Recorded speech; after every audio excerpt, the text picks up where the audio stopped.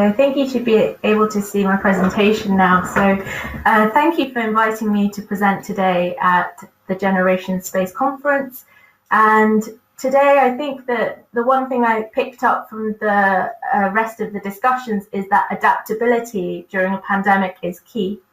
So this is a little bit about me, and basically I am both a clinician as well as a space researcher, and have applied both of these different areas of expertise to working with the SGAC as the co-lead for the Space Medicine and Life Sciences group. And today I want to focus on space medical education for all, but space education for all, because there's no such thing as space medical education, really.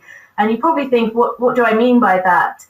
I think doctors in the space setting need to work with all other disciplines like psychologists, engineers, and everyone else in order to make space happen, and also apply space applications to terrestrial benefit.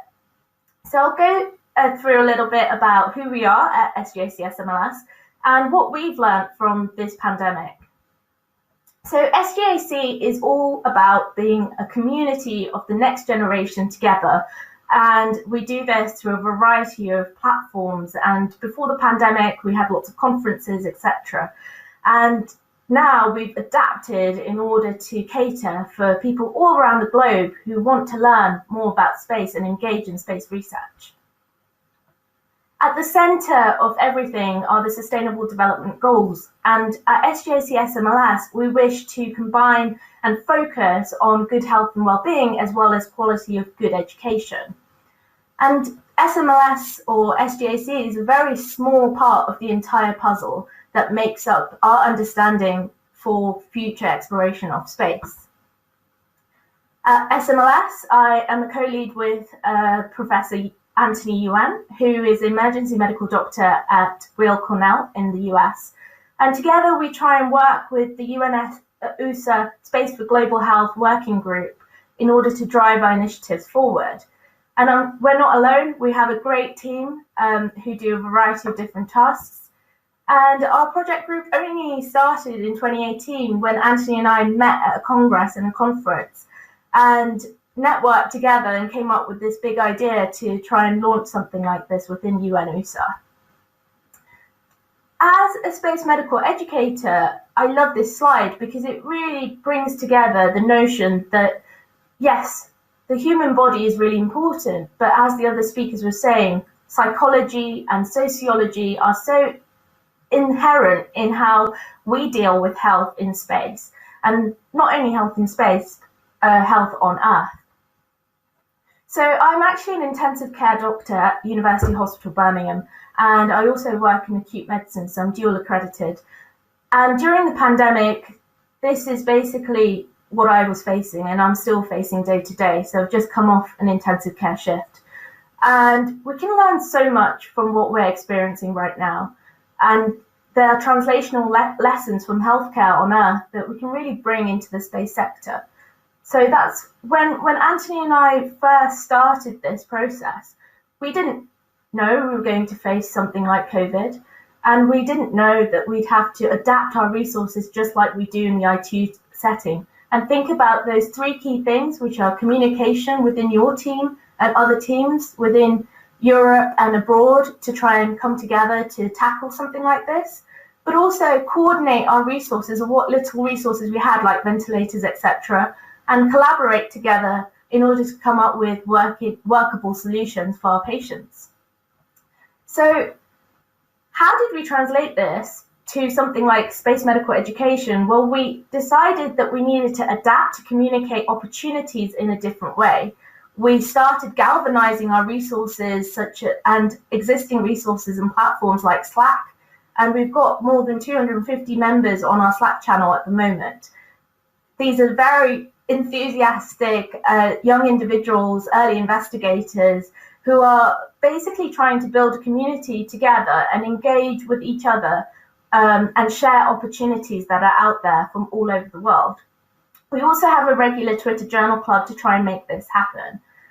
Another thing that we do, and we have done even before the pandemic, is coordinate events. And since the pandemic, we've been trying to host e-webinars like our Health in Space webinar series, which is on YouTube, and also run other conferences with UK Space Labs and other bodies around the world. And finally, I think that collaboration on research and education go hand in hand. So one of the things that we've tried to do is bring together a community of experts in the SMLS Systematic Review Group project to host 54 different individuals who wanted to participate in real-world systematic reviews, in literature reviews. And these students are from all continents, so it's absolutely, apart from Antarctica. So it's really great to see that, we're using things that are available out there like Slack, Trello, and Google Classroom in order to facilitate something that's both global and near peer driven. So something that other people who are my age are driving forward. And our ultimate aim is to engage this community. And one of the things that we did that was really successful was run an essay competition. And you can read about Linda and her absolutely fantastic project on our website. But essentially, Linda wanted to try and come up with a solution, and there were also 2 other participants. But what did we learn from this? We learned that even in a situation like COVID-19, we could think about space applications for solving such a pandemic. So I'm going to end at that point and basically say that you can join for free as a NextGen member for Space Generation using this link. Interact with me on Twitter, or you can join as an expert by emailing us using the email on the screen. Thank you for listening. Yes, thank you, Rochelle. Fantastic presentation and super important topic nowadays, especially in 2020. We've got quite a few questions related to your expertise, so let's start with this one. Do you think aerospace medicine physicians is an emerging need as we push more space flights and especially going to the moon and Mars? So what is your opinion on the matter? Yes, so exceptionally biased. I think that aerospace medicine, it needs to work with other parts of the space sector, like space engineering and space psychology, and also think about space infrastructure in general. So as the Chief Medical Officer at the Austrian Space Forum, I work with a team of 18 other doctors, and we work together with the rest of the Austrian Space Forum, which has multiple members from around the world, to try and develop how you would look after an astronaut in a suit. And you couldn't do that by ourselves. It's not something that we could do alone. It's definitely a team effort.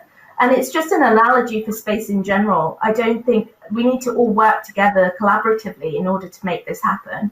And it's definitely an emerging need because, as you heard from the previous panel talks, space health is such an important area. The risks that you face when you're in the space environment, in that extreme environment, are things that you need to be aware of and you need to mitigate. So these are both important parameters to consider.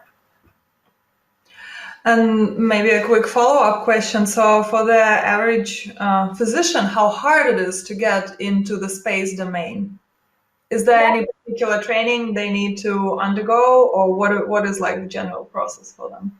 Yes, so that's a super interesting question, and there's different pathways. So there's a formal aerospace medical pathway, which some countries have.